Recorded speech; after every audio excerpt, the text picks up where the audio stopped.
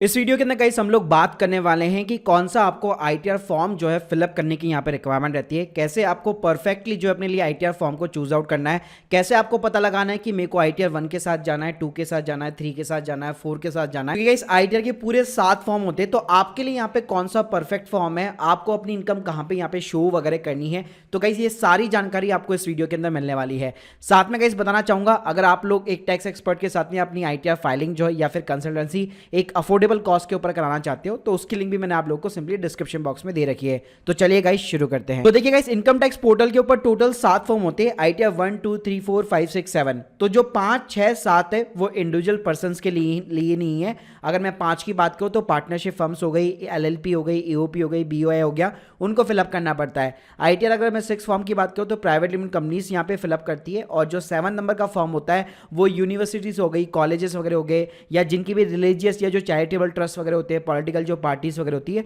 वो यहाँ पे सिंपली फिलअप करते हैं। अब देखिए गाइस जो आईटीआर 1 2 3 4 फॉर्म है उसमें जो सबसे पॉपुलर जो फॉर्म होता है वो आईटीआर 1 फॉर्म होता है। अब गाइस हर फॉर्म की खासियत क्या होती है ना, उसके अंदर अलग अलग शेड्यूल्स होते हैं। शेड्यूल्स का सिंपली मतलब ये है कि उसके अंदर कॉलम दिए गए, अलग अलग कॉलम दिए गए हैं जिसके अंदर आप अपनी इनकम को यहाँ पे पुट कर सकते हैं। तो जैसे हम शुरुआत करते हैं सिंपली आईटीआर 1 के साथ में, मोस्टली इंडिया के अंदर 50% पीपल जो है इसी कैटेगरी के अंदर यहाँ पे फॉलो जाते हैं। तो जिनकी भी इनकम जो है 50 लाख के नीचे वो सिंपली आईटीआर 1 को यहाँ पे जो है यूज कर सकते हैं।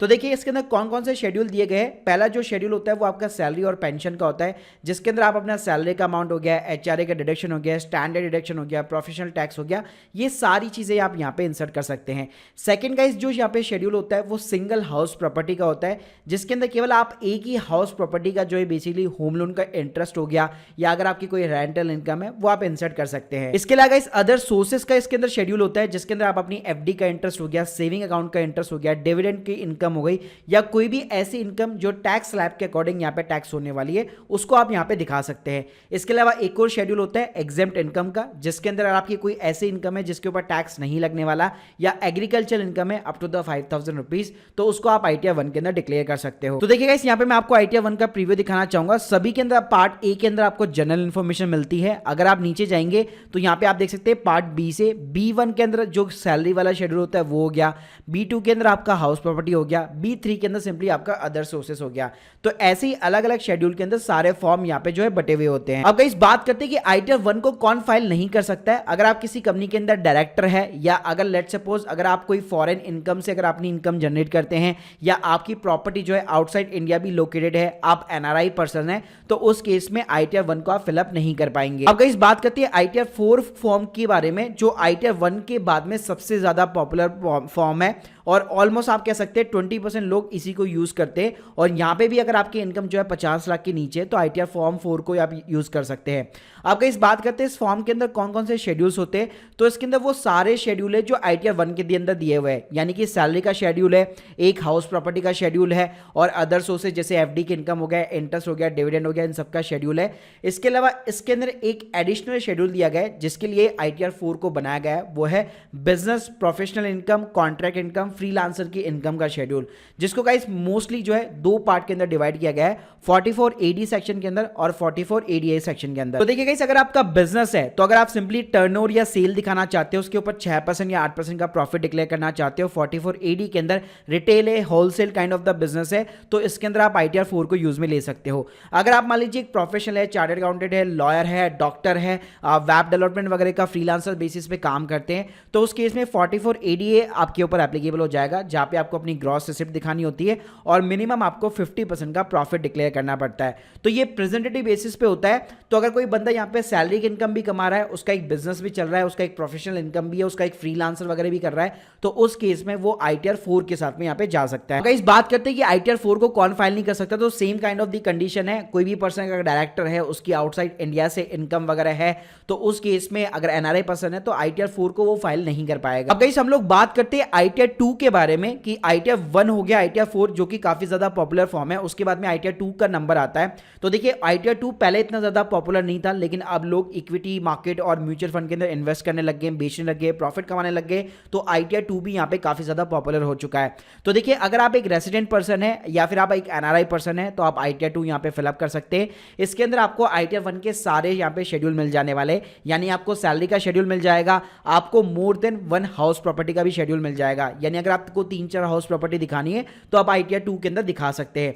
इसके अलावा गाइस आपको अदर इनकम का शेड्यूल मिल जाएगा, साथ में आपको एग्जेम्प्ट इनकम भी शेड्यूल मिल जाएगा। अब नई बात इसके अंदर क्या है, इसके अंदर गाइस आपको मिलने वाला है कैपिटल गेन का शेड्यूल। जी हाँ, तो कैपिटल गेन किसी भी चीज से हो सकता है, आपने शेयर बेचे, आपने म्यूचुअल फंड बेचे हैं। इसके अंदर देखिए इंट्राडे और एफएनडे को कंक्लूड मत कीजिएगा, उसके लिए ITR 3 फॉर्म बना है।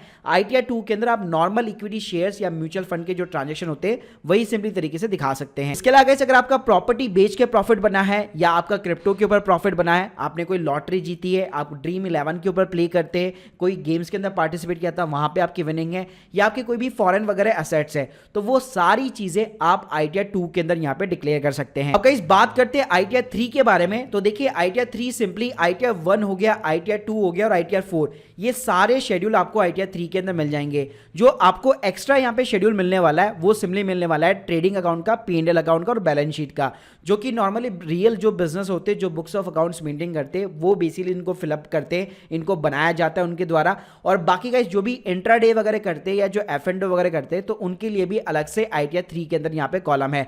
साथ में जिन बिजनेस के ऊपर भी टैक्स ऑडिट यहाँ पे एप्लीकेबल होती है, तो उनको भी ITR 3 फॉर्म यहाँ पे चूज आउट करना पड़ता है। तो ITR 3 की अगर मैं कंक्लूजन की बात करूं तो इसके अंदर आपके जितने भी फॉर्म्स होते हैं ITR 1, 2 और फॉर्म सभी को जो है मिक्स करके बनाया गया है, और ये 3 शेड्यूल जो है यहाँ पे अलग से डाले गए हैं। अब गाइस बात करते हैं कि आपको ITR फॉर्म यहाँ पे कैसे चूज आउट करना चाहिए अपने लिए, तो उसका एक मैं सिंपल तरीका बताने वाला हूं। इवन देखिए जब आप ITR फॉर्म को यहाँ पे सेलेक्ट करते हैं तो यहाँ पे आपको साफ बताया जाता है कि आपको पहले अपनी जितने भी ट्रांजेक्शन वगैरह होते हैं वो देख लेने चाहिए। तो उसके लिए बेस्ट तरीका क्या है, यहाँ पे आपको AIS का बटन मिलेगा, इसके ऊपर सिंपली क्लिक कर लीजिएगा, प्रोसीड बटन के ऊपर क्लिक कीजिए। गाइस यहाँ पे आपको एक tax payer information summary TIS करके मिल जाता है, इसके ऊपर क्लिक कर लीजिएगा। तो देखिए गाइस अगर यहाँ पे आपकी बहुत सारी इनकम जितनी भी होगी आपके पैन कार्ड के अगेंस्ट में गवर्नमेंट के पास में जो भी रिकॉर्ड्स होंगे वो आपको यहाँ पे सारे शो करने वाला है। तो लेट्स सपोज अगर आपकी सैलरी से इनकम है, डिविडेंड है, सेल ऑफ सिक्योरिटी से, यूनिट से, म्यूचुअल फंड्स वगैरह है, तो आप ITR 2 के साथ में यहाँ पे जा सकते हैं। साथ में अगर आपका इंट्राडे है, F&O है, तो आप ITR 3 के साथ में जा सकते हैं। अगर सिंपली आपकी सैलरी है, डिविडेंड है, इंटरेस्ट है, नॉर्मल वगैरह, तो आप सिंपली ITR 1 के साथ में जा सकते हैं। या लेट्स सपोज अगर आप एक पार्टनरशिप फर्म वगैरह चला रहे हैं, तो उस केस में मैंने बताया कि आपको ITR 5 वगैरह चूज आउट करनी पड़ेगी, और प्राइवेट लिमिटेड कंपनीज के लिए ITR 6 सिंपली यहाँ पे आप जा सकते हैं। तो गाइस इस तरह से आपको सिंपली अपना AIS देखना है, और आपकी जो भी आपके पास में डॉक्यूमेंट्स है फाइनेंशियल ईयर के वो आपको देखने हैं, और उसके बेसिस पे आपको डिसाइड करना है कि कौन सा फॉर्म जो है आपको यहाँ पे फिलअप वगैरह करना है। और गाइस ध्यान रखिएगा कभी भी अपने AIS ट्रांजेक्शन को इग्नोर मत कीजिएगा, उसी के अकॉर्डिंग हमेशा अपने फॉर्म को यहाँ पे चूज आउट कीजिएगा। So guys hope you like this video, please subscribe channel. अगर आप लोगों को गाइस कोई भी कंसल्टेंसी चाहिए या फिर ITR फाइलिंग करानी है एक अफोर्डेबल कॉस्ट के ऊपर, तो लिंक मैंने आप लोगों को ऑलरेडी डिस्क्रिप्शन बॉक्स में दे रखी है। Thank you guys, thank you very much.